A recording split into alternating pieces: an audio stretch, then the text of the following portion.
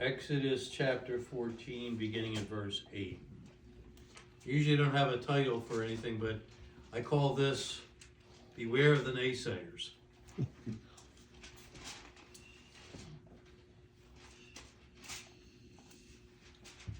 28, you said? Exodus chapter 14, beginning at verse 8. Oh, verse 8. And the Lord hardened the heart of Pharaoh, king of Egypt, and he pursued the children of Israel, and the children of Israel went out with boldness.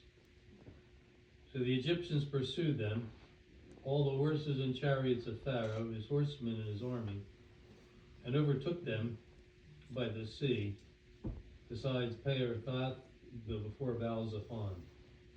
And when Pharaoh drew near, the children of Israel lifted their eyes, and behold, the Egyptians marched after them.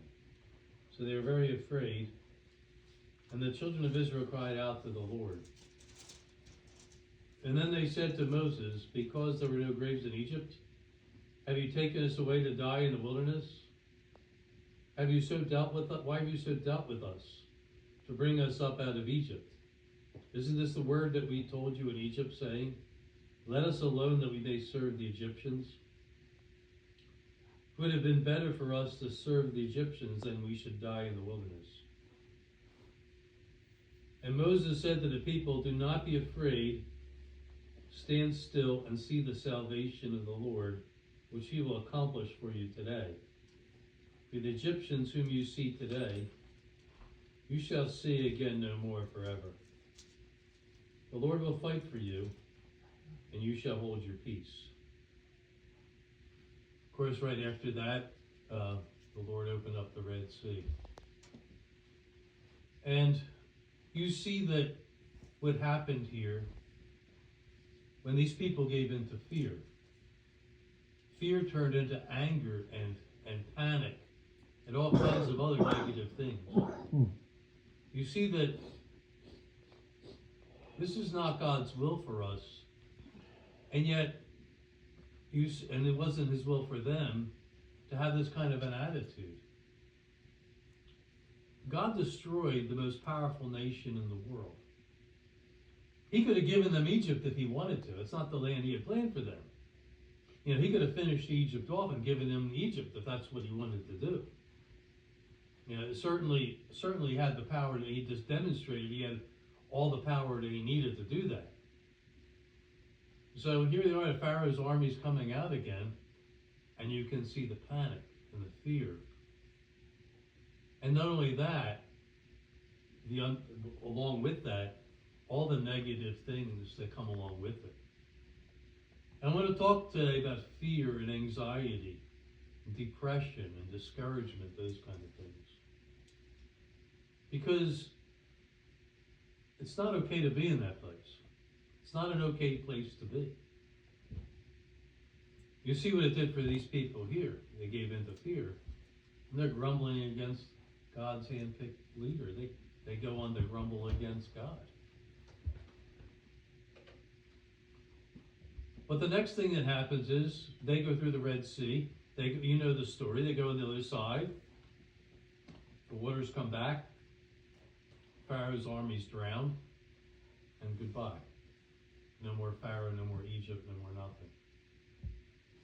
And it says here in verse 30, so the Lord saved Israel that day out of the hand of the Egyptians, and Israel saw the Egyptians dead on the seashore. Thus Israel saw the great work which the Lord had done in Egypt. So the people feared the Lord and believed the Lord and his servant Moses. You see that word saw was emphasized twice in there. They saw and they feared the Lord. They saw, and it says, and they believed the Lord and his servant Moses. But you know, it isn't too far before they get a little thirsty and their bellies start to grumble a little bit, and they start grumbling. Why'd you bring us out here to kill us? And you know the story. It's a long story of complaining and grumbling and God dealing with them. And so God gives them the law, and then finally, I guess I think I remember being a year to a year and a half, they come to Kadesh Barnea, which is the southernmost border of Judah, if you look at a map. So they're right there. And that's in Numbers. As we go to the next one, it's in Numbers chapter 13. They're at Kadesh. They're right on the border. They're right there. They can see the promised land. It's there, land of Canaan.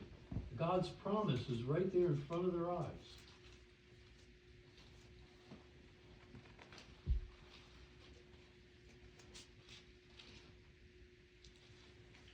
Numbers 13, verse 1.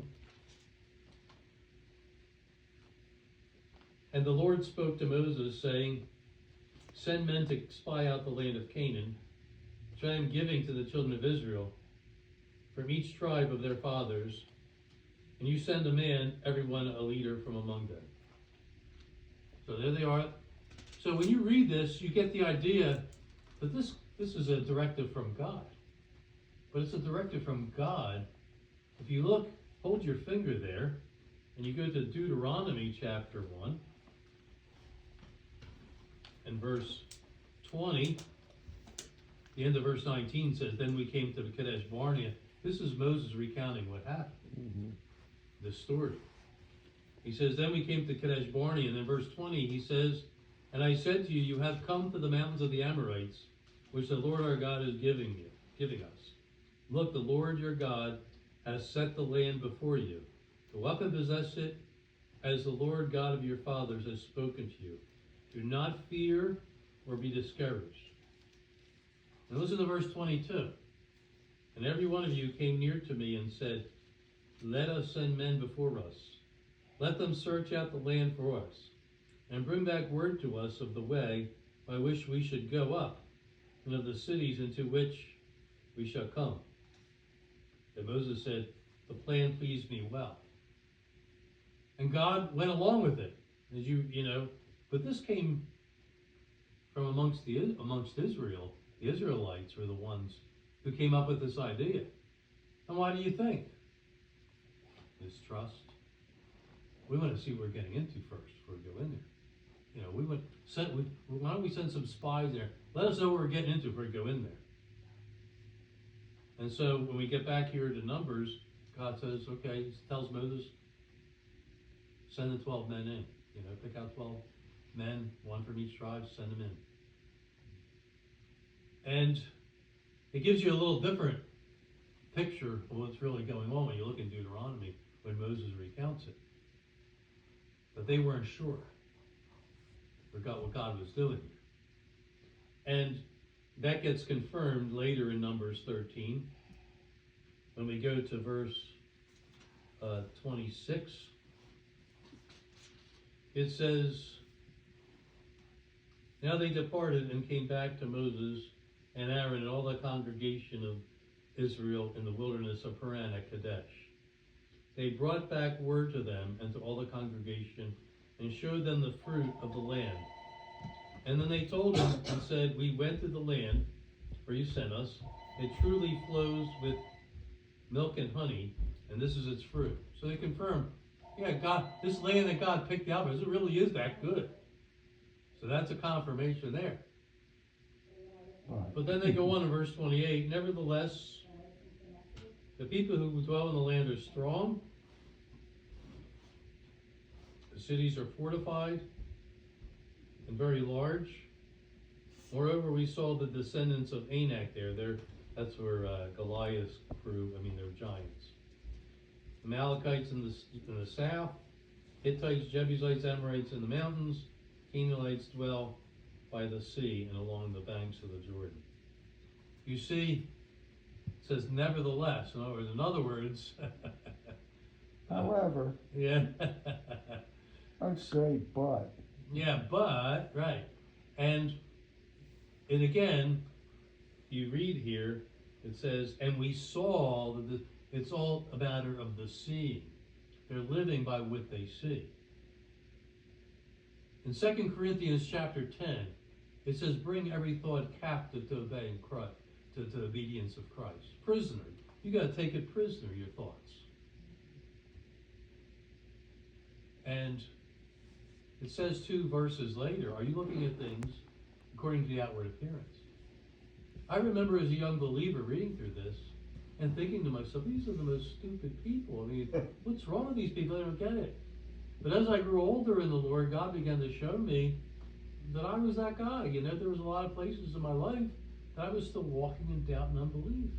After all God did for me, all God delivered me from, all God's helped me from, sustaining me, providing for me, answering prayers, everything else, and yet you still let doubt and unbelief creep in.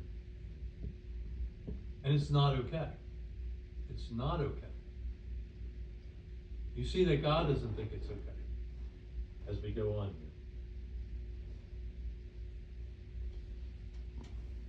In verse 30 it says, then Caleb quieted the people before